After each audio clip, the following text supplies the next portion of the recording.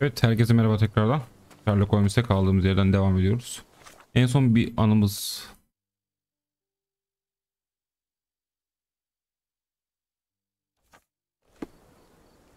Herkese merhabalar tekrardan. Sherlock Holmes Chapter 1'a kaldığımız yerden devam ediyoruz. En sonki vakadan sonra parçalanmış hatıra diye bir şey açıldı. Şurada bitirmiştik geçen bölümü. Şu şeyi de bulalım. Hangi odaymış? Direkt çıktı zaten.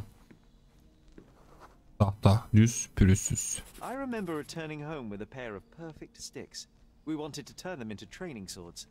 Oh, that's right. We stood there, frozen, staring at something huge in the main hall. Bütün vakalardaki şeyler işte esas ana görev anneye ne oldu? Oraya bağlanacak. Bu ne? Kadın balık kuyruğu gizemli. It was a giant aquarium with a living mermaid in it. Oha. Impossible, it must have been something else. Ha, bu dışarıdaki şey hediye. Of course, that mortifying hoax presently taking up Aynen bu. space in our front yard. Well, fine. Your memory's better than mine. Sus lan I'm dondurmacı. sure we started examining it immediately. And someone else was around too. Aile bireyi kadınla. It was my mother. Ha, anne. She asked what I thought of the artifact. You were really concentrating and holding something in your hand. Alet, cam, gözlem. Ne bu? I inspected it with a magnifying glass and was able to confirm it was made of two different skeletons. The mermaid was a fake. And so it was time to smash the thing. Your mother took a Tabii mi hammer. lan? Slow down, John. That's not how it happened. I remember other people joined us.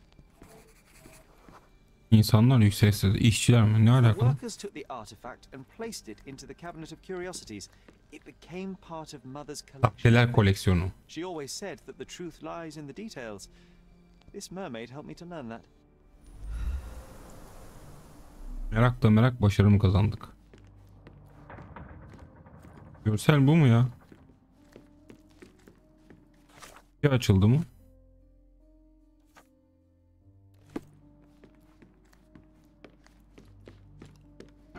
Ah yes, Ha, burası. my mother's studio. She was an authenticator and this was her cabinet of curiosities. I never saw the point. What does it matter if some artifact is real or not? It still exists. I Battaniye. remember this cozy blanket. It was perfect for... Wigwam! Oh, that was a joy to build them. Imagining ourselves as wayfarers on the other side of the world. Atkinson and Holman. Chapter 1. Watkinson and Holman, Chapter 1, by Wallace Dioram. Oh, Mycroft. He always acts so serious, but then reads tripe like this. John, if I remember correctly, you couldn't put this book down. Bu neymiş? Another fake Holy Grail. Kutsal Jonah kase. claimed to be the heir of King Arthur. Scarcely believable. He also insisted a deadly rabbit was hunting him.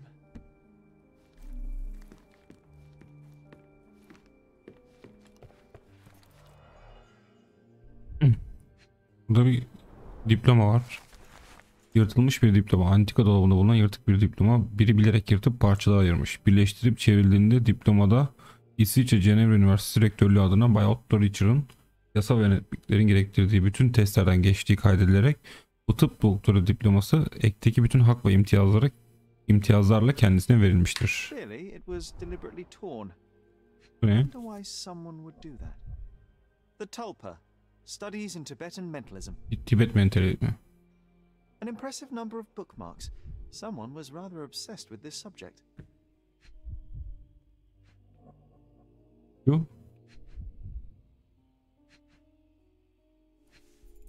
Bir mektup var galiba.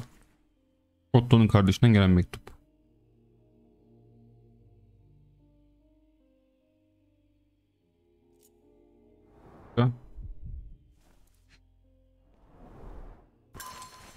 Otto Richard'ın şahsi notları. Oha, Bayan Holmes oldukça ilginç bir hasta ve teoremden bazılarını denemek için ideal bir denek mi? Onu zihinsel hastalığına neden olan travmatik duruma tekrar sokmaya çalışacağım. Oha.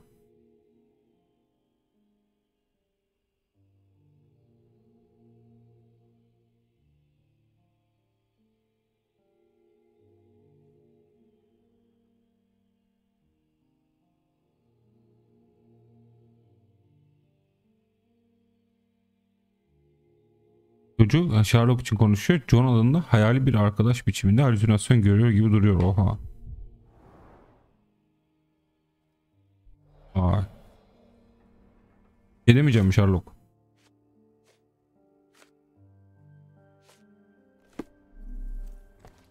Miğfer var. This one was brought from a German museum.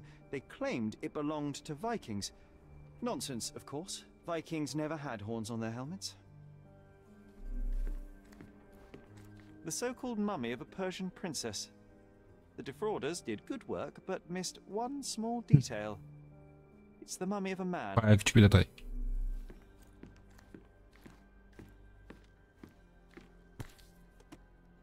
(1852) North Yorkshire. Yorkshire.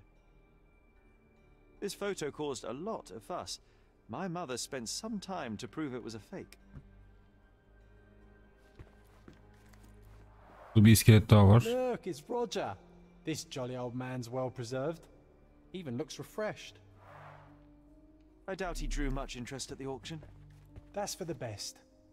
I'd be upset if he fell into the wrong hands. Burada bir şey daha var. Bunlar ne? So many calling Kartvizit. cards. Mycroft liked to keep useful people at hand. Yargıçtan mektup sevgili Bay Holmes.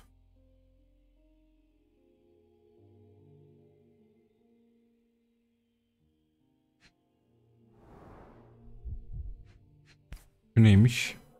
Reliable and driven. Mycroft'un el Recognized yazısı. Mycroft's handwriting. Officer Luciano J. Placido.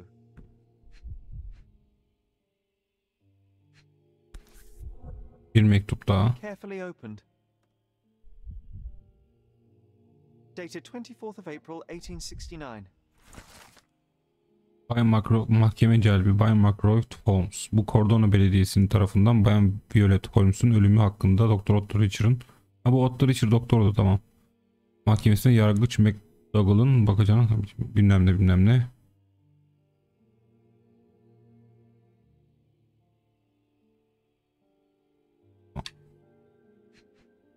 Başka? Tabii This drawer was always closed. Only Mycroft knew how to anahtarını open it. bulacak mıyız acaba? I remember we tried to break it open and spy on him, but alas, had no success. Aha, Maybe today's the day. Ah, Sherry. açma ustası. Hemen bir iddia. Hemen. Sabah erken adımlar. Ah, the memory comes back. We snuck about watching him.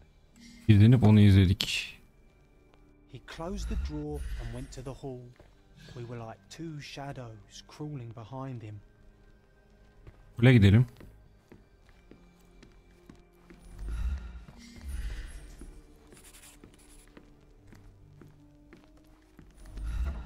O değil lan. Mother said this was among the hunting Kapıyı trophies of the açacaktık. Scottish Viscount. So he tried to persuade everyone that his forest was inhabited by these beasts. It would have been thrilling if it were actually İz yukarı mı true. gidiyor?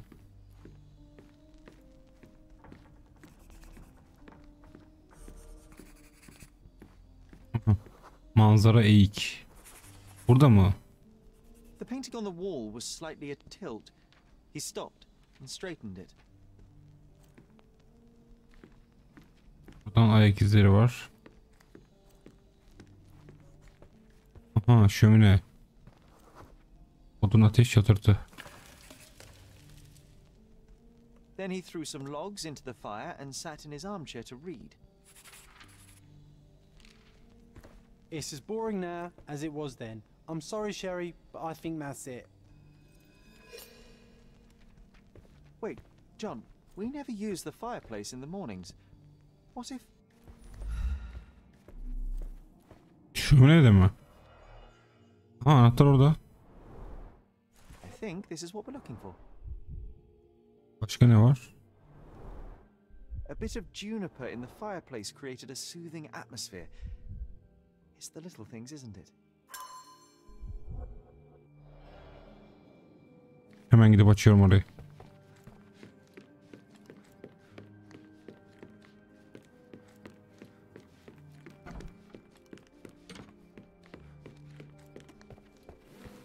We made it. So what's there? Kalsın tekrar. İçki var. Single malt whiskey. Viski. Mycroft's favorite. Gifted by Queen Victoria herself. Vay vay vay. Kraliçe vermiş. Bu neymiş? Otto Richter. Otto Richter diye okuyor. This one is rather thick. Mycroft can be truly dogged in his research. 45 yaşında. İsviçre bende saygıdeğer bir ailenin çocuğu olarak dünyaya gelmiş. Varisi yok. Doktor falan filan. Dossiers on the most influential people on Cordona. Mycroft always had a habit of building files on everyone he met.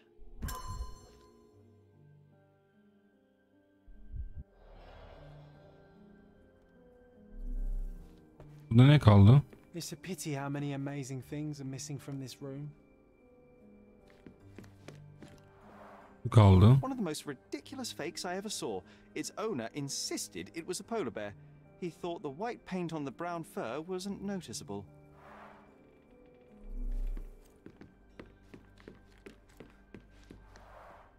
The full plate armor of Sir Robert Swanford. I was told my father won it in a wager. Armor is armor, but look at his sword. Oh, how badly I wanted to wield the blade. Ya Maybe you take kimse it instead durduramaz of a seni. pistol. I'm starting to remember something. İnsarı anne sevgisi.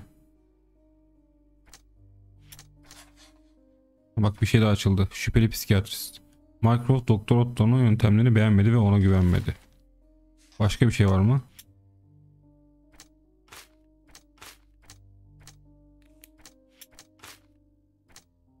Tamam. Şu an bu kadar. Bu ne şey yapmış? Kraliçeden hediye.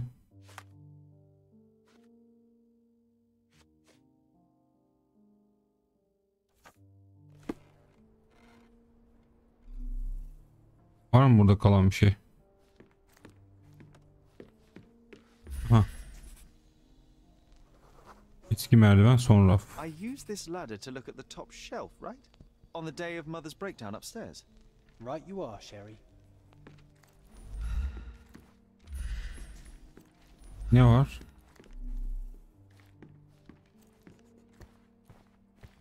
Baktık mı? Ha baktık.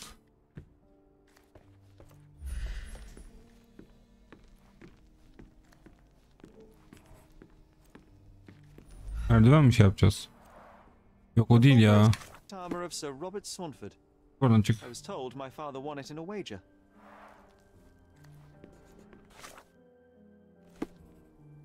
Ha, dur yerdeymiş ya. Büyük eser kötü manzara. We heard a noise. I can't recall of exactly what. And we didn't have a great view from behind the statue.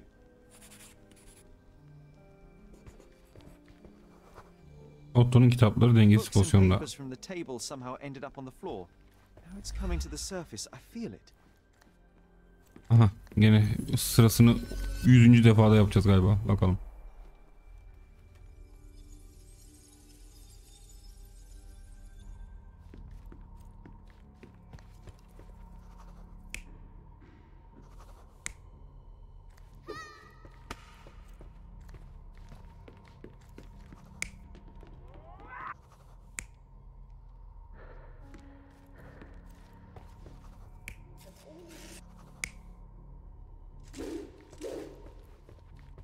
Gebesinin nikahı artık. Bir sallamasyon bir şey yapıyorum. You're not even trying, Sherry. Come. Şimdi tekrardan bunu bir şey yapacağız. Şunu değiştir. Bu kez saçma. Bir gizli. Bu da saçma.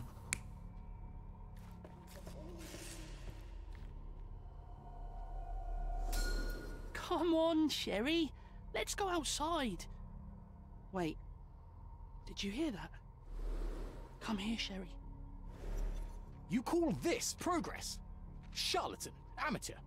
I'm not letting you anywhere near my mother again. So there was a quarrel between them.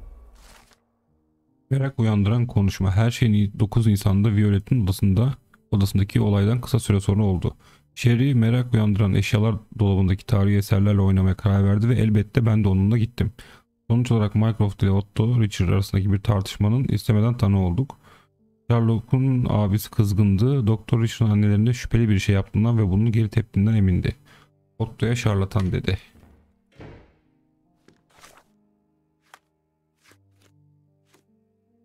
I heard a noise in the hall. Let's check it out. Pardon. Sherry, look. We've got a parcel here. Posta mı? Gene mi bu ya?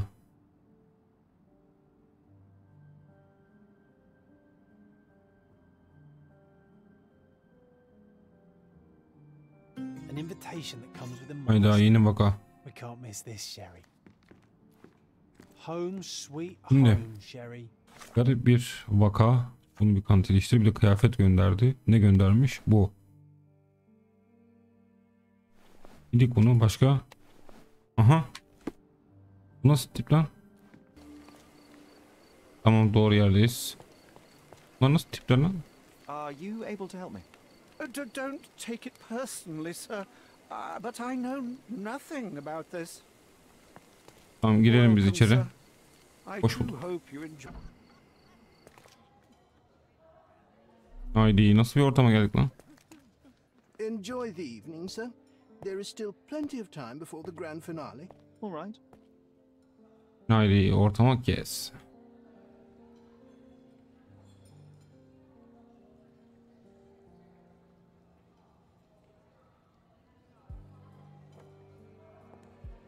Hayda.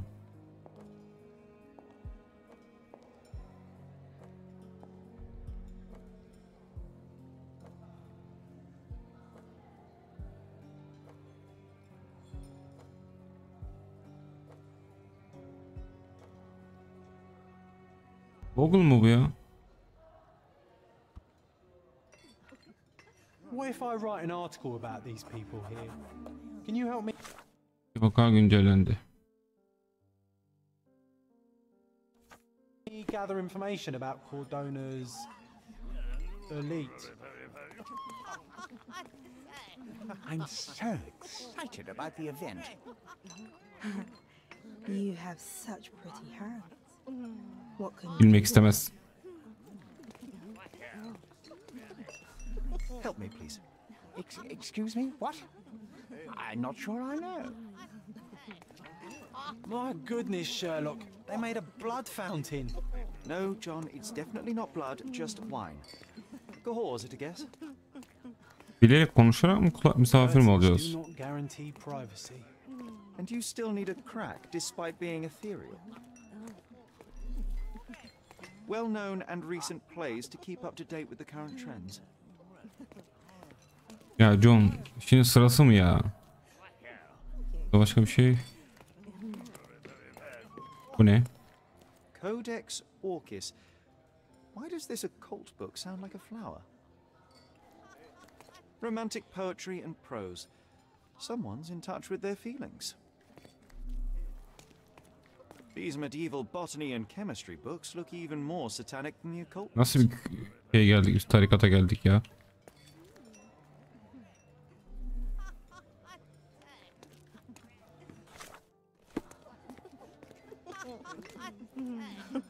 My husband thinks I am playing bridge here. Allah Allah, sen ne yapıyorsun terbiyesiz? Excuse me, just one question. Don't take it personally. Tamam, siz de başka bir şey bilmiyoruz. But I know nothing about this. Burası neymiş lan?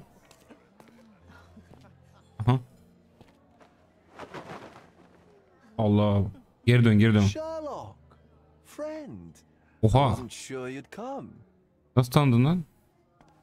Gitmeseler miydi acaba? Werner, I see you are not yourself. The more time you spend here in Cordona, the more I feel it my duty to bring you into our world. Sen de var ya, bir numara vardı zaten. All we have to offer. And what is on offer today? Pleasure, indulgence, relief, and relaxation. You've earned some time for yourself, have you not? Those who know me would say I'm incapable of it. Nonsense. I refuse to believe there is anyone permitted to know Sherlock Holmes. Huh. You may be right. Then free yourself from inhibition and expectation. The night is young, and so are the guests. You should try to enjoy both. It's not healthy for handsome men to spend every night alone, and certainly not in a house filled with such melancholic memories. I must admit, my travels have proven more taxing than expected. I'm less confident in my life and myself. Time of relaxation seems a distant dream. So can I tempt you with a physical aid to your moral consolations? There's wine, of course, and something to smoke, or perhaps an Rahat mı bıraksam bizi acaba? Yes, something more spiritual. A potentiator to sharpen the mind. A 7% solution of, well, that'd be telling, but you must try it. Bunun bir yararı olmaz. My mind already operates at a far higher level than most. I struggle to believe anything could improve it. My ultimate duty is to provide the world with truth, and I do that perfectly well as is. Duty? You've never cared about that before. Of course I do. Exposing a lie, revealing a fact, that is a moral responsibility. That's not morality. Morals are what happens afterwards when truth collides with consequence. Do you ever follow up on cases you solved? Do you ever see what happened next? Visit the victims? Ensure Etsek fena justice olmaz is ya. served in the courts? And how do you choose where to direct your attention? Are there not deserving causes to which your brilliance could be applied but isn't? You ascribe me more power than I possess. I have a narrow skill set and work within that mandate. What occurs afterward is irrelevant. With every action or inaction, you place a finger on the scales of morality. Many in the city would Biraz see sal it as bizi, Allah aşkına abdicating sal ya. responsibility. I haven't. Not me, of course. Morality is subjective, just like truth. There is little to be gained from indulging in it, and far better things to indulge in. Now I must insist on easing any burdens Yok, I've kral placed sal upon bizi. your Ben sana shoulders. tırsmaya Show başladım. yourself a kindness, and try this rather delectable concoction.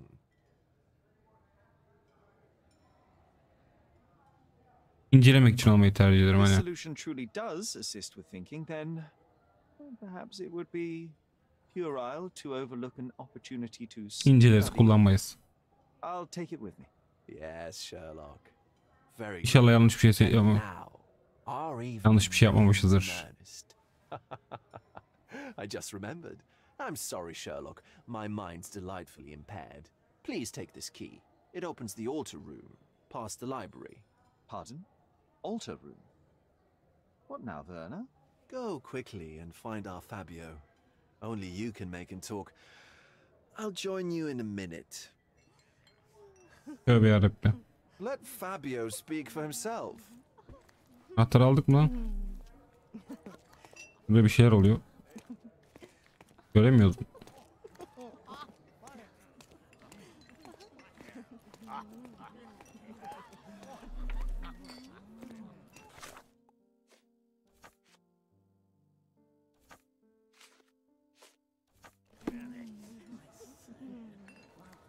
Ya biz onun istediklerini nasıl yapacağız?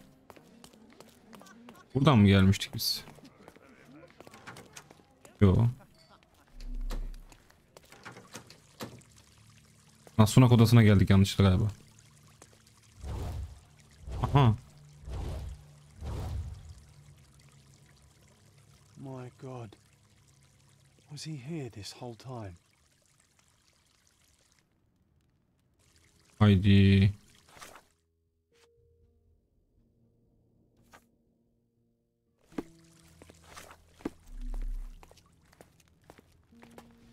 Ne? The sign reminds me of the astrological symbol for Mars. This one looks like a twisted symbol of Venus, drawn in a hurry. The ointment smells mouse-like. I presume it is an aphrodisiac prepared from a Spanish fly. This oil has a slight aroma of flowers and olive. This elaborate box must be for the ritual dagger. The herbs here are Salvia divinorum. They have a slight hallucinogenic effect to emphasize the ceremony. Bir de öldüreceğim bir şerefsiz. Arkada bir yer var mı? Lan Last X'i. Şunu bir inceleyelim bakalım.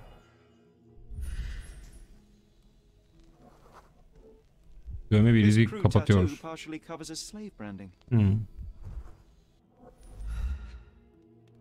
Başına mı vurulmuş? A blunt force trauma may have suffered an internal hemorrhage.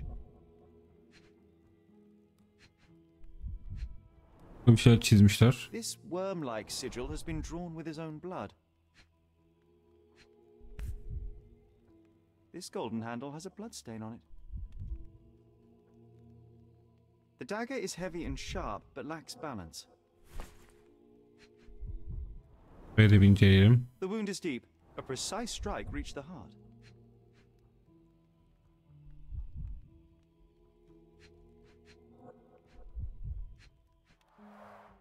The victim has clenched the fabric so firmly in his fist that it's nigh impossible to remove it. Acıdan artık. He died right here. Tam buradan. Ha. Aha geldi şerefsiz.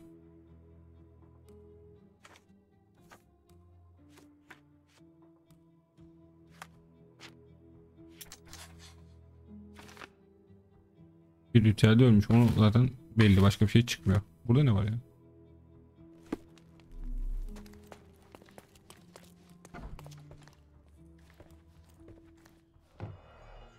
Böyle bir indirelim, ondan sonra konuşuruz. Handcrafted and luxurious cufflinks. There's also a note. For my Fabio. Banchos. Ha, Fabio dediği bu adam mıydı ya? Ne inceleyeceğiz ha? Sarı geliyor gidiyor.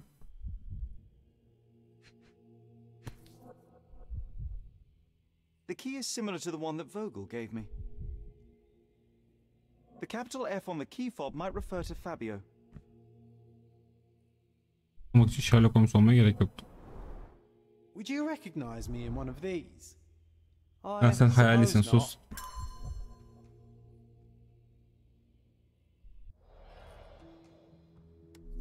Ya da bir şey mi demeye çalıştın acaba? Bu ne? Props, decorations and tools for a more detailed set.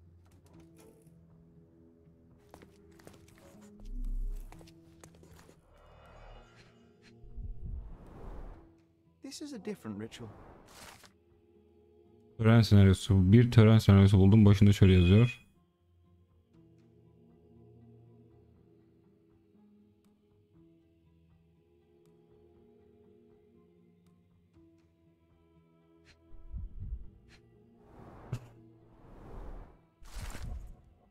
Misafirlerle ilgilen Matista ve onları sıkmayı bırak. How can anyone accept such behavior? A useful tool for a disguise arsenal. Sahte sanatçının hazırlık masaları.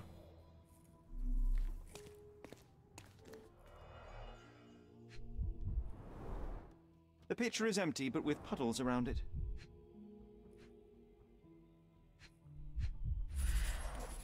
Blood clots are adhered to the sides of the drain. Ha, böyle bir şey çıkıyordur. Burada bir şey var.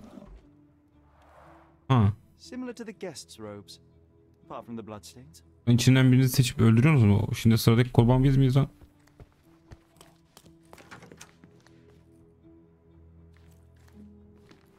What about a quick pillow fight? Dur, şimdi sırası mı?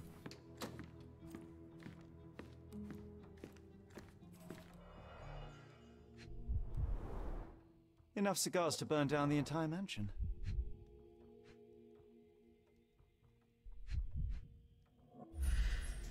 Burada kan lekesi var. An open wound spoiled the carpet. Blood. A sturdy bottle met a not so sturdy human. It didn't break only because it was unopened. Ah, şarapla mı, şişesiyle mi öldürmüşler?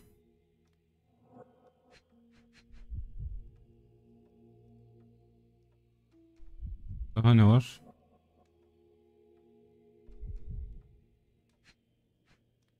Kılıç. Yok. Ne bu? Why don't people tidy up after themselves? Açma odası. Şimdi Google'la konuşacağız da burada başka incelenecek bir şey var mı? Ya vampir mi lan, bu ne biçim şey? Nasıl bir tarikat ya?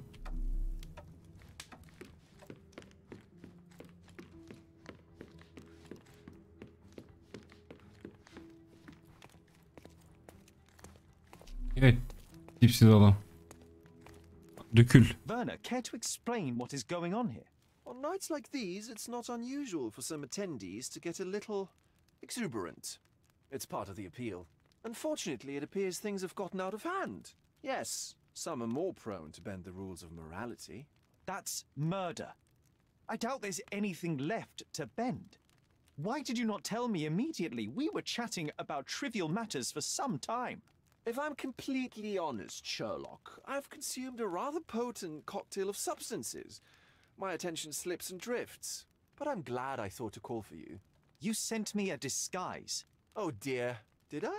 Well, since I found the body, Mr. Manchios has agreed that you can investigate the matter. I promise my mind will behave itself going forward. All right. Pull yourself together, Werner.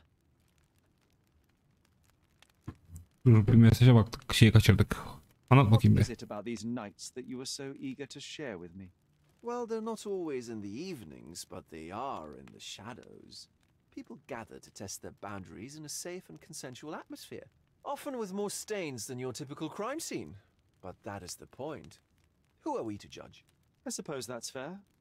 What about today, then? Was anything different? Well, I was invited as a special guest. It was supposed to be a time of both divine and carnal pleasures. A scratch for every unconventional itch. I imagine you're reeling from your shattered expectations. On the contrary, there is still spectacle, stimulation, and release, merely in a different form. Ne değişik bir sapıksın ya. Or death. Mr. Manchios is the owner of the manor, yes? And the host of Cordona's most memorable parties. He promises even the ugliest guest a partner for the night. And for the ones with more unconventional tastes, Mr. Manchios provides other services. What a caring person. You cannot begin to imagine. Cesedi nasıl buldun? How did you discover the body? In between guzzles of alcohol? I was set to perform in a fecundity rite with Fabio and came to inquire further. It was a staged ritual where he was to play the principle of life. And the rehearsal was unsuccessful? Huh. Who knows? I found him alone on the altar, his blood dripping. Tamam, ben from the senden floor. şüpheleniyorum And artık. then? Then I called Mr. Manchios. He was panicking, so I told him about you. We left the room and locked the door. Then we were Filling time? waiting for you was stressful. We indulged in some simple comforts. Overindulged, perhaps. Polis bir şey biliyor mu ya? The police remain unaware of this tragic event? Some of them may be hiding behind their masks. They conceal many things. But we didn't want the authorities to create more problems. Besides, after a few cocktails, their incompetence will have soared to new heights. How do you know I even want the case? I promised you relaxation. If there's one thing I know about you, Sherlock, it's that nothing soothes you more than a Nasıl good tanıdı mystery. herif? Tanıyordu herhalde. Were you well acquainted with Fabio, the victim? Everyone knew Fabio, or wanted to. His beauty was the talk of the island. Too handsome to go unnoticed. He was magnetic. Fat wallets fought for the privilege of having him. He offered the pleasures of performance and more. Gel lan, bas What about bakalım. the fertility ritual? There was something about Fabio being a principle of life. Fabio was supposed to portray the beauty of life's origin. Flowers, oil, not this travesty that seems straight out the Inquisition. So this ritual is not the fertility rite. What was it meant to look like? It begins with a woman lying naked in a flower bed on the altar. She represents Gaia, the earth. As I cover her in oils, we chant for the principle. As our calls reach a climax, Fabio enters and copulates with her. After he finishes, I stab her with a dagger. That part's just pretend, of course. But the intercourse is not? I did not expect you to be such a prude. Are you a virgin? It is nothing to be ashamed of, but it would explain the color of your cheeks. Yanaklarına neden görüyorum? Maske var. Tonight marks the start of our festivities. The principle of life is beautiful, intimate, essential. It must not be stopped. Yet it appears that someone did stop it. What about the naked woman? Can you tell me anything about her? Oh yes, Matista. She's one of Fabio's compatriots and a performer too. I haven't Öldürüp seen kaçtı mı her yoksa? today, actually. Bunu da soralım. When you Bitsin bu discovered muhabbet. the body, was the door open? No, it was locked. Oh, that reminds me. It's a minor detail, but the first time I came to speak to Fabio, I left without entering, having been unable to open the door. You didn't have the key? No, I had it. Don't look at me like that. I was mostly sober. I suspect there was a key in the other side of the door, blocking the lock. That detail may very well be major, Werner. Well done. So you returned later only to find the lock was not blocked? Correct. After an hour had passed, I tried again and was able to unlock the door. That's when I discovered poor, handsome Fabio. Şimdi bir saniye. Bir sürü şey konuştuk, anasını satayım.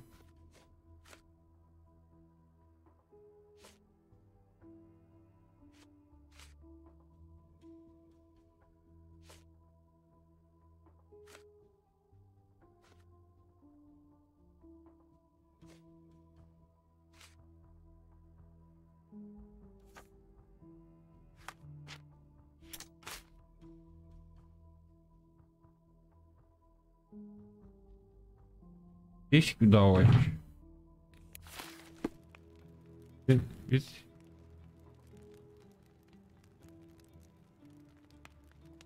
ne bok yiyeceğiz? Bu mu? Bir kanlı elizi var. A person leaned against the door frame. They left a smudged trail of blood.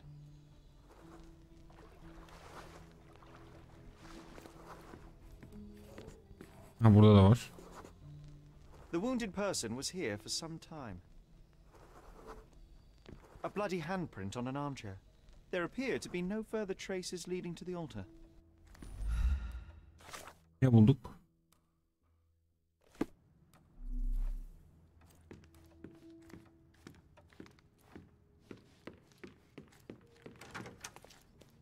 Ha, burada da bir şey var.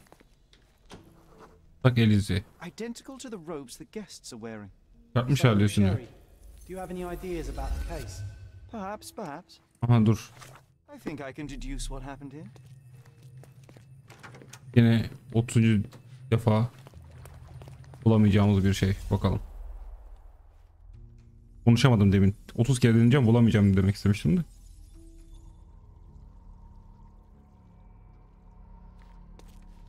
Başla. Ne var burada? Anahtar var demişti, bu kalsın.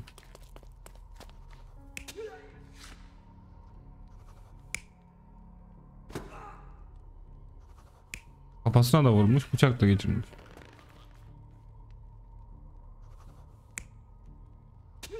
Dursun bakayım.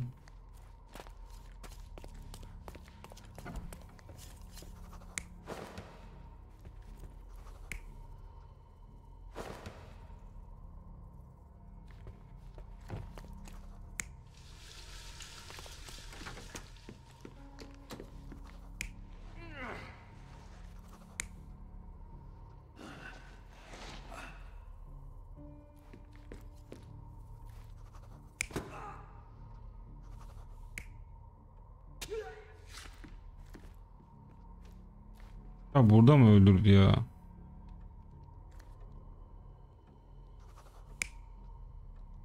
Ha dur, burada bununla vurmuştu.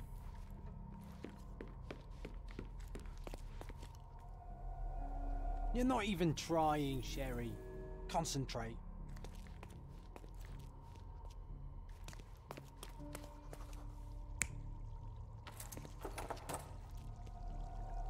You're not even trying, Sherry. Concentrate. Ya biz bunu... Ay,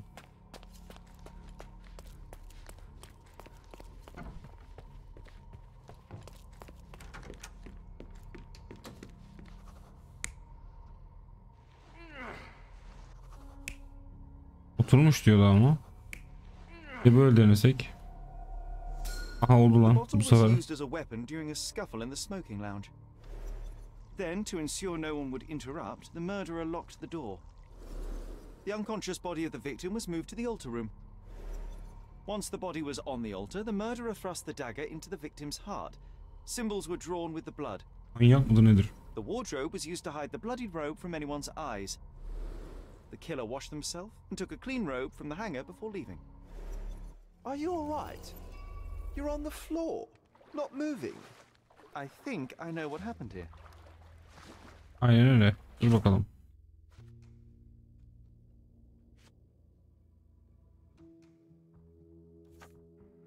Buraya gel. Abinin anahtarına dokunulmamış. Katil kendini temizlemiş.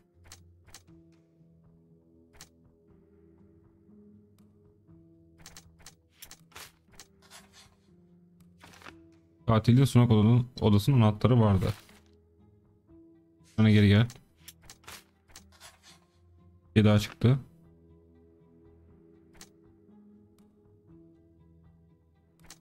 Bu ritüel gibi değil sanki.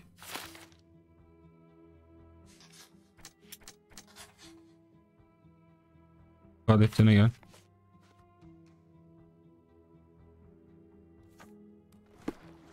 Bu sorabilecek I'm miyiz? starting to put the pieces together. Fabio was stabbed. I see nothing gets past you, Werner. Yes, he was stabbed, but only after being knocked out in the next room and placed here. I do not yet know why. So, who's responsible? Well, it was one person working alone, and the murderer has now donned a robe. Sen olabilir misin mesela? Could be hiding in plain sight. We have lost time, Werner, but your discretion may prove to be a benediction after all. Anıt koy. Geç The bakayım. murderer had to have access to this room. After the crime, he used his own key to lock the door.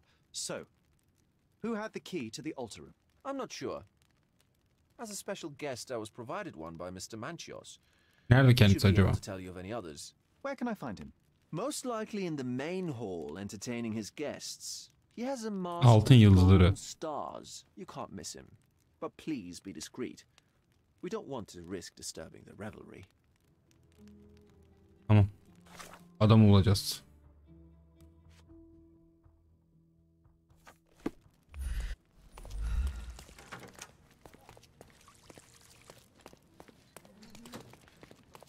Sherlock, don't forget to find the information I need before the guests leave. Lan ne diyorsun ya? Altın yıldızları. Sen misin lan?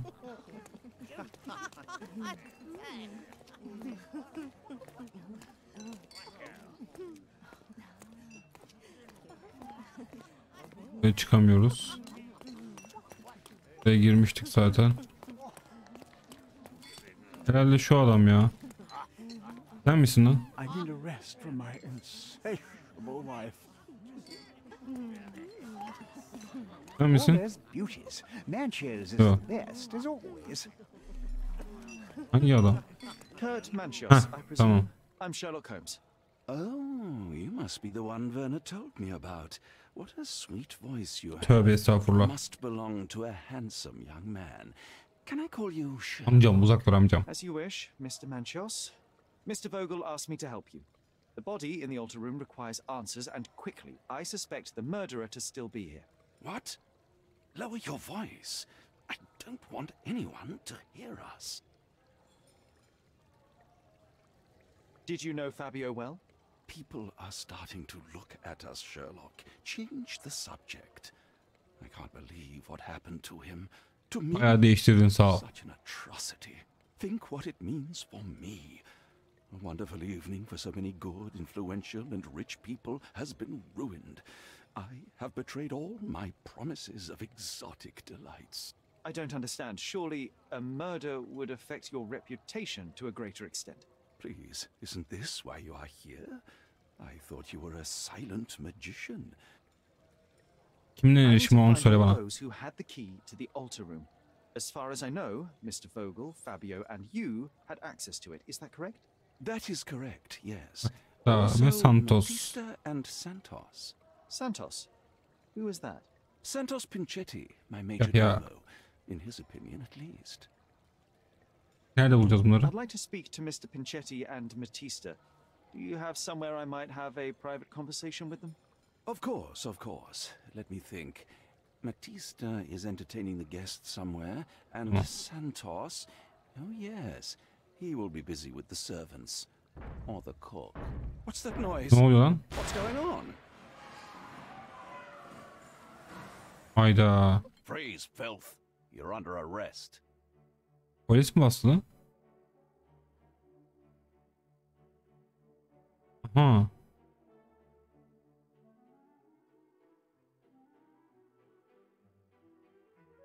Lan cinayetin içine... Lan nasıl? Ha, o gösteri mi bu? Ne bu?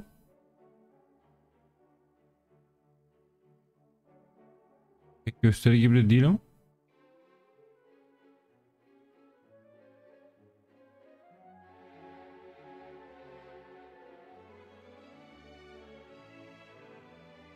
Ne oluyor lan?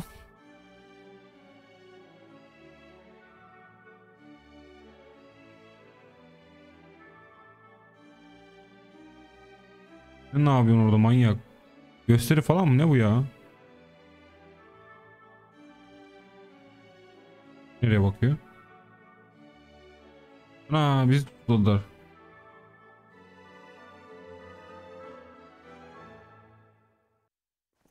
You committed a crime, and now I have to free you, kiss your hand, and apologize for the inconvenience. Your Grace. I did tell you that Mr. Vogel and I were innocent. I emphasized it in my statement. Your statement?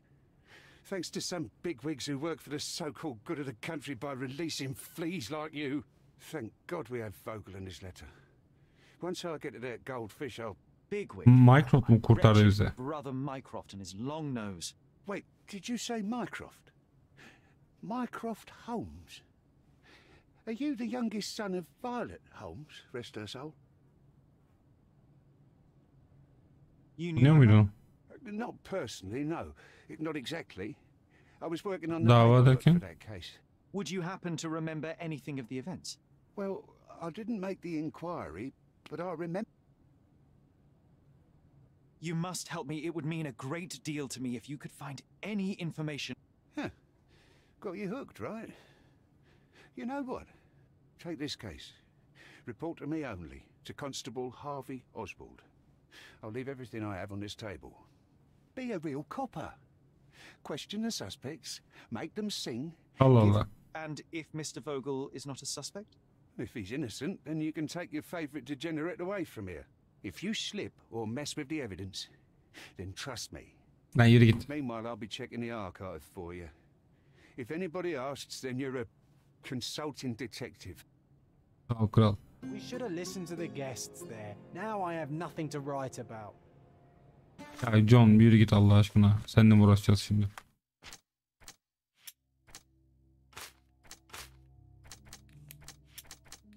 Lan hiçbiri birbiriyle olmuyor.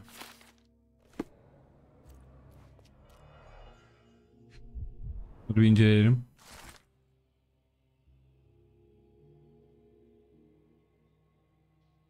Cesedi bulduğunu iddia eden ve satanist ritüeline tanık olanlardan birinin ifadesine göre Mankios malikasına baskın düzenlenmiş. Birkaç şüpheli tutuklanmış ve maskeli ve cübbeli bir grup ahlaksız ve doğa dışı davranışlar sergilerken yakalanmış. Vogel ne demiş? Vogel'ın üstünde kurban tarafından yazılan ve hakaret gerekli bir mektup bulundu. Cesedi kendisinin bulduğunu iddia ediyor.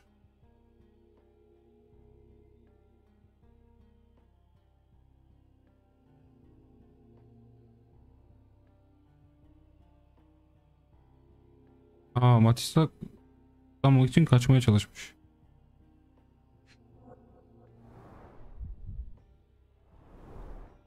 Back on track to solve the case. Ne? Ben Santos İnç etti. Büyük saraydaki Makyos markasındaki cinayetin tanı olarak ifade veriyorum.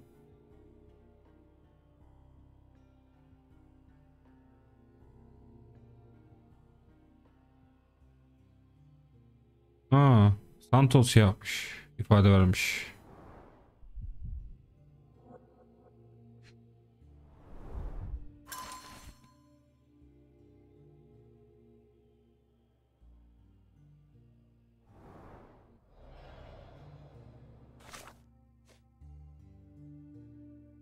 Google tutuklanmış.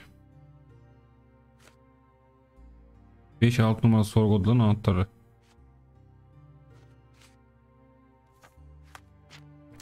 Şimdi polis Santos bilgilendirmiş.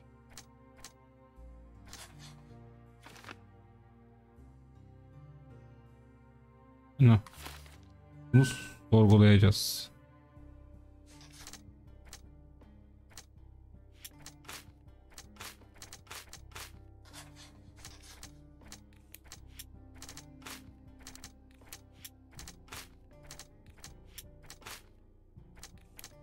Yani buradaki hiçbir şey birbiriyle alakalı değil.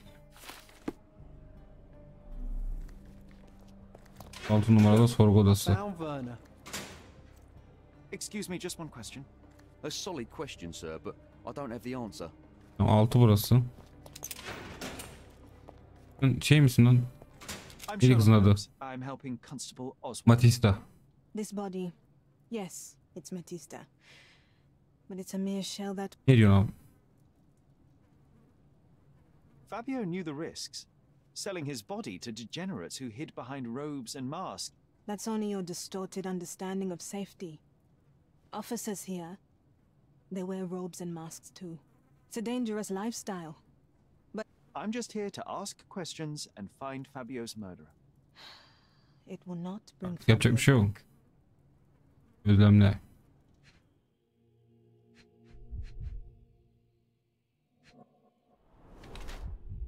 Kep bulaştırılmış. Gergin. Kollarında çizikler var. Kendisi mi yapmış? Ha. Müslüm Baba'yı çok demiştir. Eski ve çok az belli oluyor. Ne? Sağlama demirle yapmış. Oha.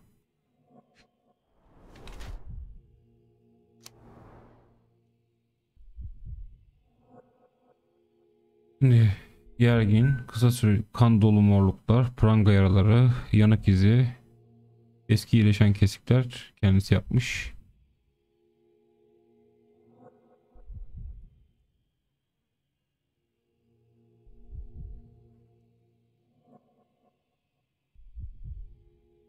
Bence bu. Bedeninden ayrışmış.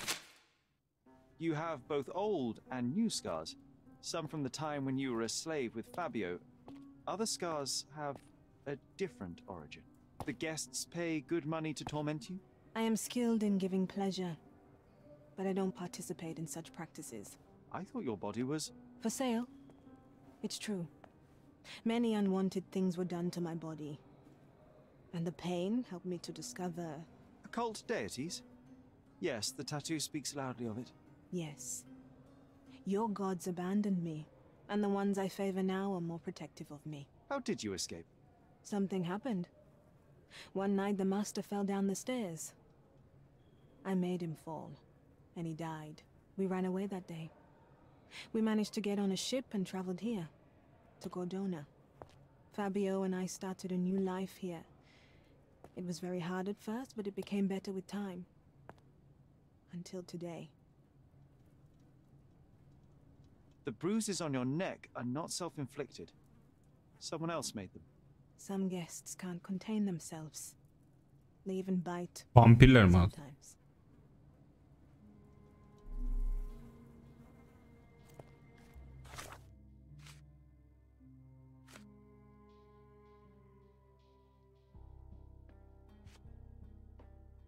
Santos bir şüpheli diyor mu? Konuklar morartmış.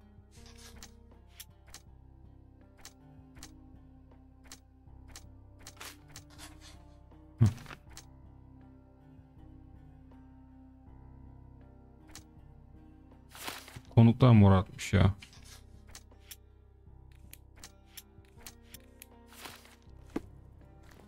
Beş altı demişti değil mi? 5'te burası. Good day, Mr. Tamam. Manchos.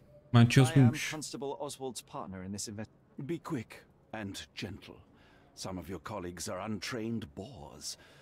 Although I don't mind meeting young officers, the new blood. If you cooperate in finding Fabio's murderer, there will be no need to meet with the Boers again. That voice. Werner's friend? You're the policeman.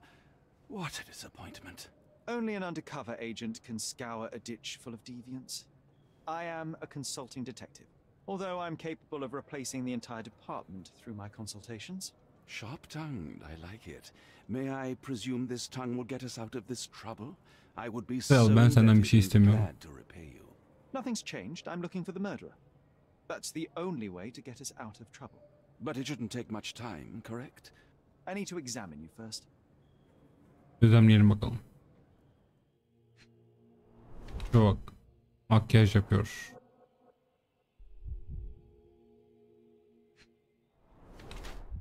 Ellerini aceleyle yıkamış.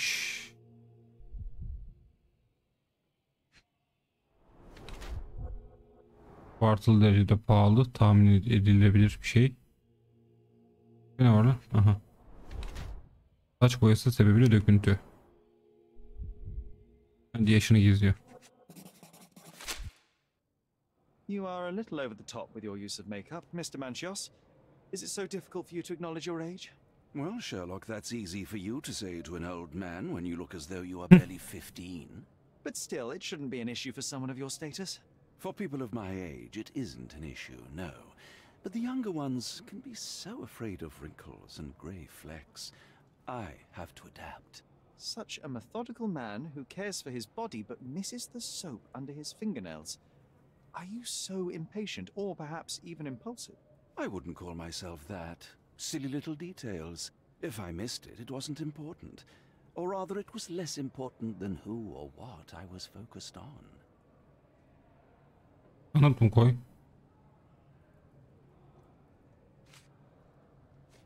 I've no idea about that. You'd better ask someone else. That's not something I know much about. That's not something I know much Ne about. soracağız buna? That's not something I know much about. You'd better ask someone else. That's not something I know much about. I've no idea about that. Do you have any idea who tipped off the police to raid your mansion, Mr. Manchios? Of course. It was you. I could even say you Yok. shocked me. Yanlış. A good guess, but the wrong one. The fellow who did that was Mr. Pinchetti, your major domo. What? Santos? But how could he even know? If he's not the murderer himself. The ungrateful swine. He has dared to besmirch my reputation. Not a very eloquent choice of words. What should I call him then, since he's a snitch? Make him talk, Sherlock. I'm quite certain he knows more about the murder than he has told the police. Daha kanıt koyabiliyor muyuz? I've no idea about that. I've no idea about that. I've no idea about that. You'd Hepsini better deneyelim. ask someone else. You'd better ask someone else. You'd better ask someone Bana else. ne yaz? You'd better Bahadır ask abi someone falan else. yaz. I've no idea about that. Başka bir You'd şey better yok ask belli someone tamam. else. You bought an expensive pair of cufflinks for Fabio. Were they his price? Or were they a tip for an exclusive show? It was pure business. Fabio escorted me a few times. I was merely showing my gratitude. This pair cost a small fortune. You must be extremely grateful then.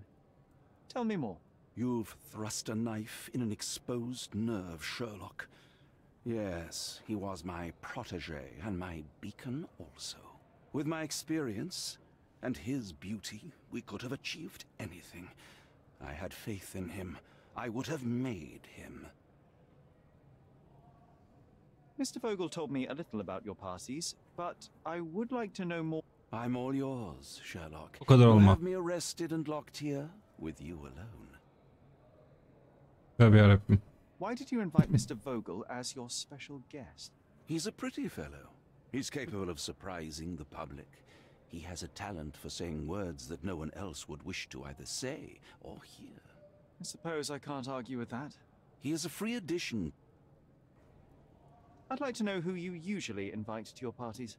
Free minds who are able to leave reality for an evening, who can taste forbidden fruit without prejudice. There is nothing that quite spices up life like these parties, assuming one is old enough and has worked many years. Ay bu adamın muhabbetimiz bitse artık. Oh, all true laborers, I see. Nasıl biriydi What Fabio? was Fabio like? His personality? He was the brightest star of my parties. Young, magnetic, and full of Tövbe energy. yarabbim, manyak ya. An expensive champion, I imagine. His performances were flawless. He deserved his payment. Do you think he was murdered because of money? Possibly. What about the other guests? Were they used to opening their wallets as well? I wouldn't restrict my guests from anything. I'm sure Fabio received a few coins from others for his services.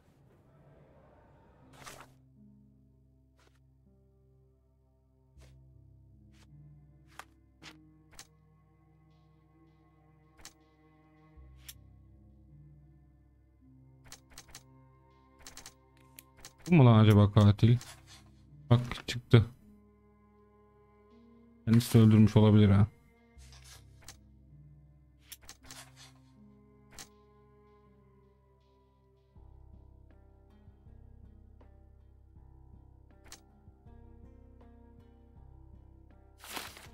Bunu seçelim bakarız.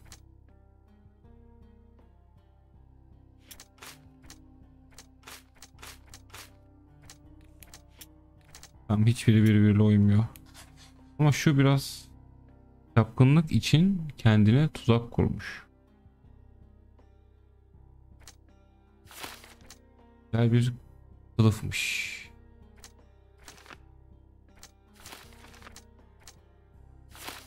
Bakacağız.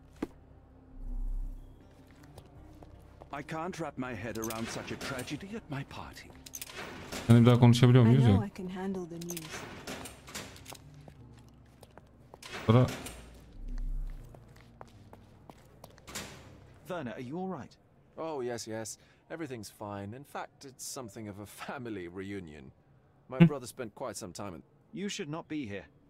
I told the police everything I knew, but they refused to let... Ha! What did you expect? The mighty Sherlock Holmes swans in, tells the officers what to think... kal lan çürü burada o zaman. Of course not. Anyway, I struck a deal with the constable. I find proof to solve the case for him. He obtains files about my mother's death for me. Well done. If one has the power... I wonder, suppose you couldn't get the proof to your truth. Would you tell a lie to the guard that enabled my freedom, knowing my innocence? Would that not be just?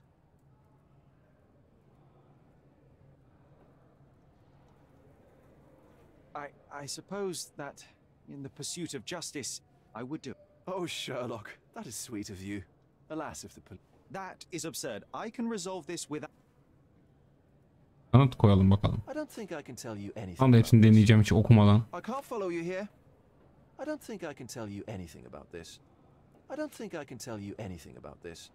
I don't think I can tell you anything about this. I can't follow you here. I can't follow you here. I'm not supposed to know anything about this. Do I know him? The major domo of the manor. Well, then he does his job perfectly. All but invisible. Niye söyleyeceksin lan? I know you cannot Bilmiyor mu? tangle this mess. Ne yapacağız şimdi?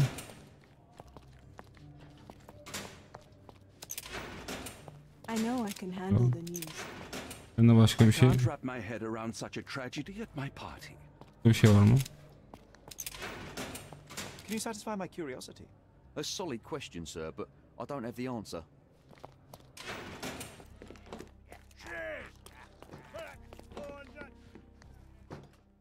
Buna da şimdi bir sürü kanıt koyacağız. Ask me a question I know how to answer. I don't think I can tell you anything about this. I don't think I can tell you anything about this. You'd better ask me a question I know how to answer. You'd better ask me a question I know how to answer. Have you considered Mr. Santos Pinchetti as a suspect? The snitch? Have you seen him? I mean, my breath could knock him down. What's so special about him? As a major domo, he has keys that open all the rooms, including the one to the crime scene. could have testified only to circumvent suspicion, don't you think? We need to question him. Right. I'll send our men to fetch him. Stay here. They brought him in, Mr. Holmes. Here's the key to interrogation room number 7. Mr. Pinchetti didn't even resist, our men said. Thank you. Numaralı sorgu odası. This area is restricted. Ondan. Gel bakalım Santos. A pleasure to meet you. I'm Sherlock Holmes. I'm helping Constable Oswald. I've already told him everything I know. I'm only a witness, sir. Everything's in my report. And I've read it. You forgot to mention that you hold the keys to the room where Fabio was found. I need only to find if the crime was intentional. But I need to return to my duties. Yok I vazife doubt the falan. house will fall without you, Mr. Pinchetti. Just be still for a few seconds. Gözlemleyelim bakalım seni kral. Kaça bak. Onarılmış. Yerde bir şey var mı? Ayakkabılar. Ana basmış. Ya da basabilirsin.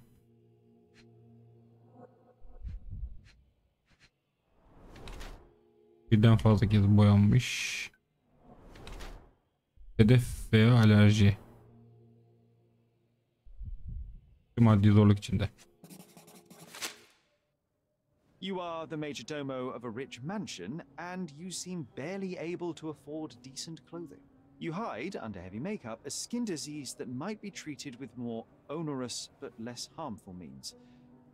Do you have money troubles? I do not have a lot of means.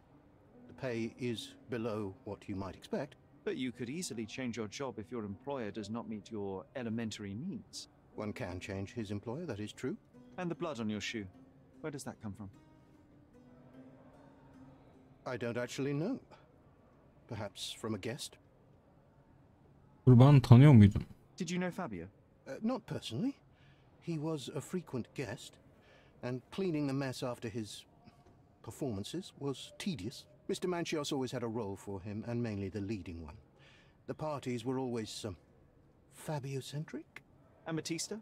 Was she as popular as her partner? Don't tell her I said this, but I do not think so. Mr. Manchios hired her only because Fabio refused to work without her. Mr. Manchios used to see her as a worker. She was tasked with entertaining the guests, unlike Fabio, who could pick and choose.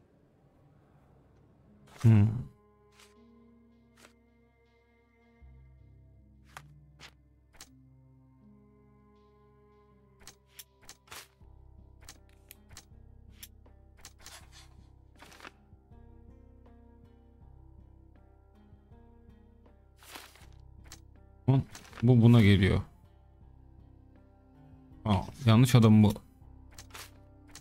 Ne yapacağız acaba?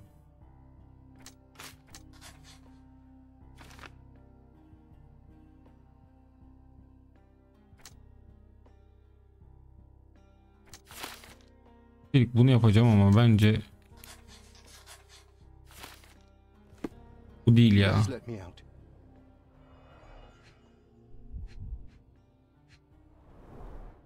I recognize the key from the altar room among these.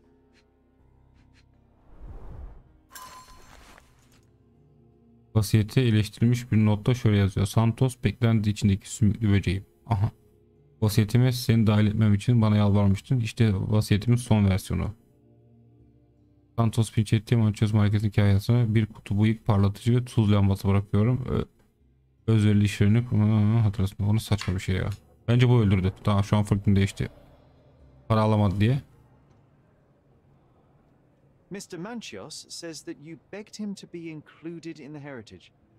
Isn't that a little extreme, even for a majordomo?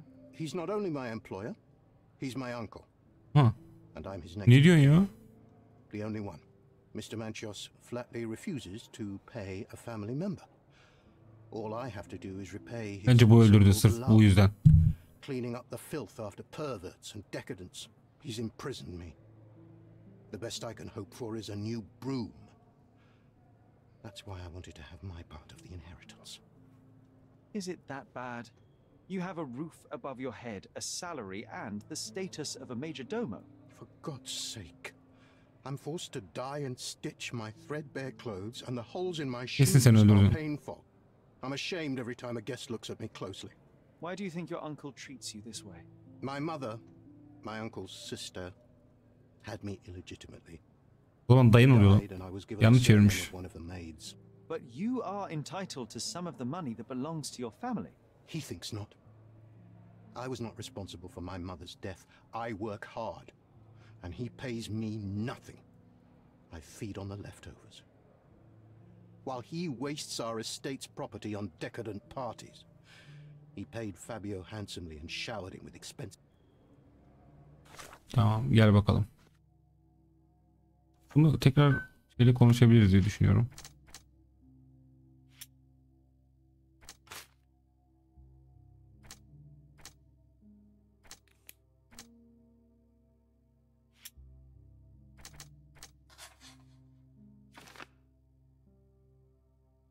Aynen.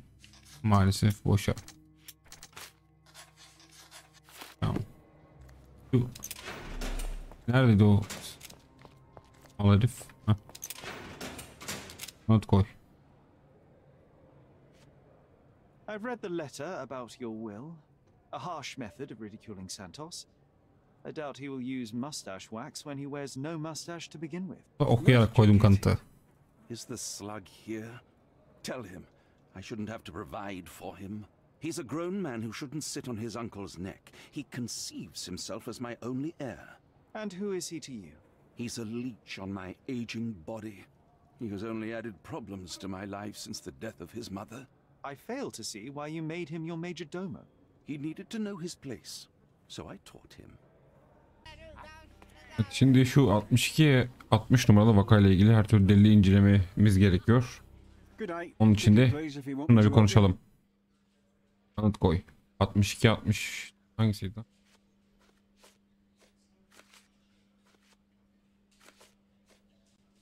I'd like to check the evidence from this case.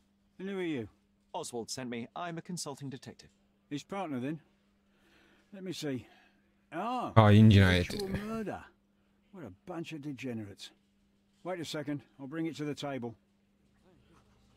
Getirdin mi? Heh. Şimdi.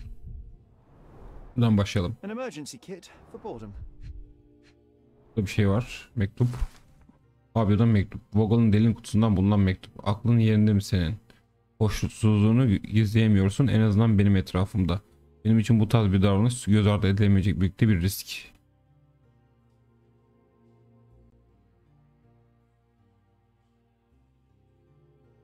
Abi yazmış. İnsanın bir şey daha oldu. Başka bir şey yok. Şuraya geçelim.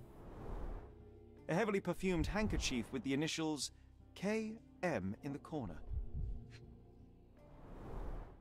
It's a miracle this ruby hasn't tempted anyone. Ya, niye anahtarı? Konağın tüm anahtarları. Her key to the altar room. A handcrafted charm that contains hair and nail clippings. That's not for bedtime reading.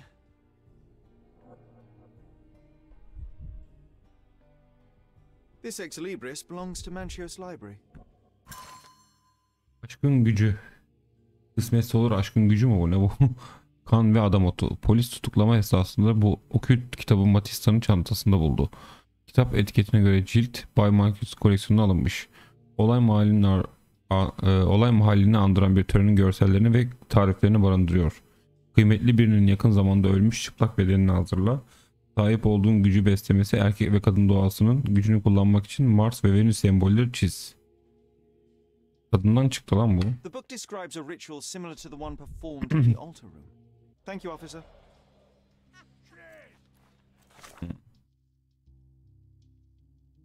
Ya şu bir gitsin. Dikkatimi dağıtıyor.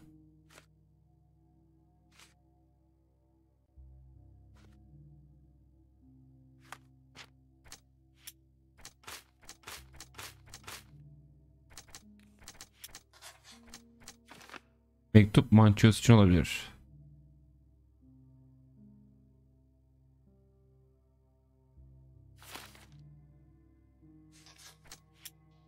Burada hiçbiri birbiriyle olmuyor. Bunu gidip bunları mı soracağız?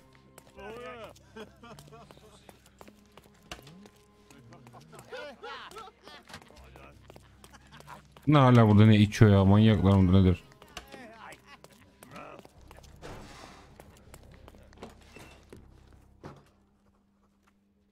This letter proves nothing. Fabio wrote it to Mr. Manchios.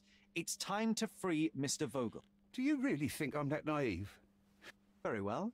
Mr. Pinchetti told me that Mr. Manchios was lavishing Fabio with expensive and eccentric gifts. The letter mentions rich rewards and attempts to buy Fabio with them. It was written to Mr. Manchios. Who else was showering Fabio? Look here. We had a deal. Well, fine. Tamam, bırakmayacak işte. Şimdi.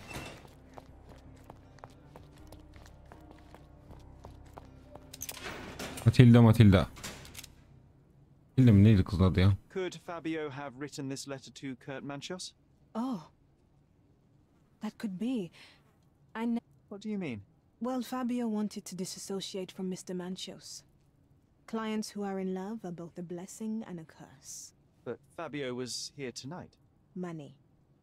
In our line of work, we kind of... Was Fabio afraid of Mr. Manchios? Not at all. The old toad wouldn't dare to do more than sweet talk and touching. Talk can be forgotten, and touching washed away. This book, The Power of Love, Blood and Mandrake, what do you hope Sen mi öldürdün lan? To learn more about the invisible strengths that govern us. Occultism is real. The master who fell that night when Fabio and I escaped, I made him fall. I cast a spell on him and it worked. Or was it a coincidence? The universe is rarely so lazy. If you say so. Büyüler yapıyorsun demek. Do you practice occult rituals? For protection? For fortune? To wash away the ugliness of the world? Sometimes to survive. I have the gift, and I'm learning to use it better. Did you use your gift on Fabio? I only used white magic. Love charms lately. Fabio became so distant. I just wanted him to be with me, but I suppose I'm not as skilled as I thought. İnşallah sen öldürmemişsindir ha.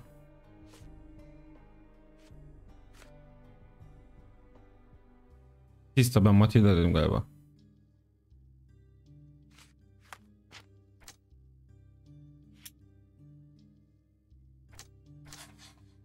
Aşkın gücü çıktı. Matis Türkçe yapmış olabilir. Habire bir şey çıkıyor ya. Burada bir şey çıktı. Fabio Kurt Manchos'un kalbini kırmış.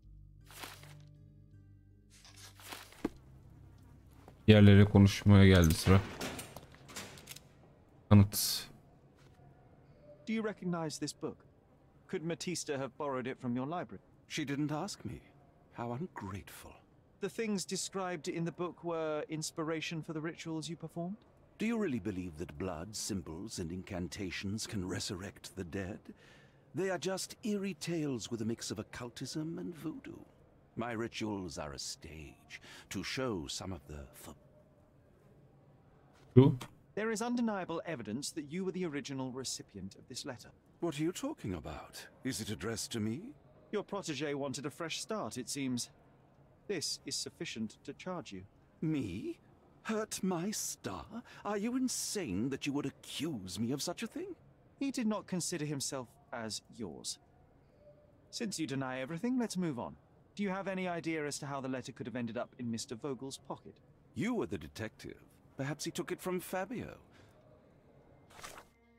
Habire bir şey çıkıyor ya.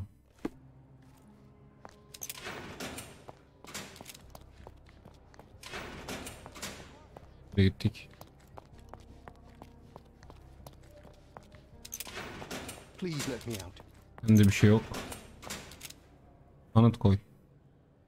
I have reason to believe that the intended recipient of the incriminating letter may have been Kurt Manchios. Well, that makes sense. Too bad I can't remember how I came to possess it. Though I did spend quite some time with Mr. Manchios during the party. Unfortunately, even with an answer, that may still not be enough to clear you with the police. But fear not, I will persevere. I hope your attempt... You being on a bender? Touché. Manyaklar bunlar ya.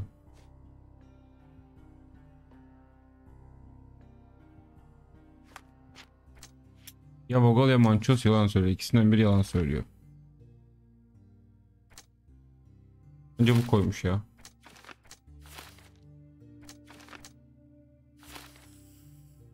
Aha. İkisinden biri. Biraz düşünüp karar verme zamanı.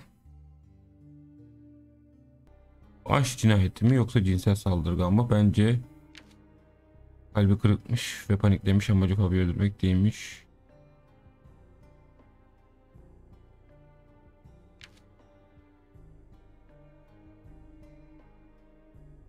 Bence bu ya. Ben bunu saldırgan diyorum. Yanlış olabilir, emin değilim. Doğru olup olmadığını görebiliyor muyuz onu da bilmiyorum. Adamı ben bir suçlayayım. The murder of Fabio did not have a ritual purpose, Mr. Manchios. It was staged by a man who wished to distract the investigation. That might be true.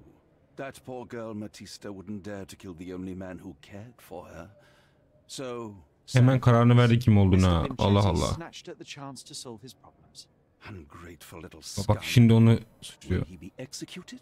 But what for? He informed the police as to the crime, that was all. He couldn't stage the ritual, but he found the body, I believe. I can't believe it. Why did Werner do it? Mr. Vogel. Ne Vogel'u suçladı? And he won't be a scapegoat as you planned. You put Fabio's letter in his pocket when he was intoxicated, didn't you? You can't be serious. Tırnaklarınız. You can very often deduce someone's life by their shoes or their fingernails. You are a meticulous person, but this murder was fairly traumatic and filthy. After you stabbed Fabio, you were covered in blood. The devil is in the details, Mr. Manchios. Nonsense. I missed it simply because... Sen neden unuttuğunu bile bilmiyorsun. Of course, a staged murder was certainly not planned. You're at the twilight of your life. You have no partner, you have no children. You had feelings, however, for one man. That was Fabio. You loved him. That is, you wished to own him with money and gifts. But he was also a free mind, was he not? He turned his back on you. Quite unjust. Love, so cruel and painful, and Fabio, with his words and deeds, made you feel the more wretched. So you killed him. You must surely perceive that my sensitive nature wouldn't allow me to hurt anyone. Aslında bu maddeye gene adını unuttum, Matista mı Matilda mı neyse işte o kadın dokunmak ve iltifat etmek dışında başka bir şey yapmazdı demişti ama. You staged the murder as a satanic Yanlış mı ritual. yaptık It acaba? was easy for you since you were the one who wrote the scenarios for the parties. It was your way of avoiding suspicion. A respectable man in his 60s, Early 60s. who hosts the cream of Cordona's society, cannot possibly be a murderer. But the guests who behave like animals in his mansion, of course, one of them could have killed Fabio. I did oversee a few of the rituals, but I did not stage Fabio's death. Bu bir tutku cinayetiydi bence. Fabio played with your feelings. That was painful to realize. You spent so much time and effort to be with Fabio, but he didn't respond in the way that you would have liked. You wanted to be loved, but Fabio shattered your dreams. In the smoking lounge, he teased and mocked you. He wanted you to suffer by offering himself to others. The deception was unbearable. You were passionate, and so you struck him. Once you understood your mistake, it was too late. You were afraid, so you staged the ritual. With such a story, you might be sentenced to a few years. It might clean your conscience, and soon the case will be forgotten. No. No. This is my decision. I'll talk Doğru to mu yaptık Constable acaba ya? Oswald to see what I can do.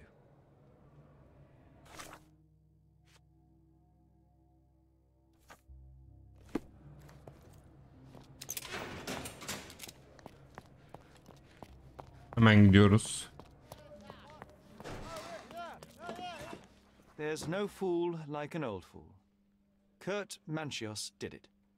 A young boy played with the heart of an old man. The latter couldn't handle it. The evidence I obtained clearly shows that the quarrel was not intended to end badly. It was an accident. Showing pity towards your own kind, Holmes. Whatever. All I'm saying is that Video prison ya. won't take much away from an old and crushed man. Fine. A big name like that will Ah, still get the satmıyoruz. promotion. As for my part, not everything was in place. Perhaps some documents were transferred somewhere else, but I couldn't find a trace of them. Then I remembered. The discarded document drawers where we put the lost papers or the badly labelled ones. Including the crime scene report of Violet Holmes's case. Bizim annemizin şeyine Everything I geldi. found is on the desk here. Take it. Your persistence has saved me. Yeah, well, we had a deal after all. Your friend is free then. You can leave. Good luck, Constable.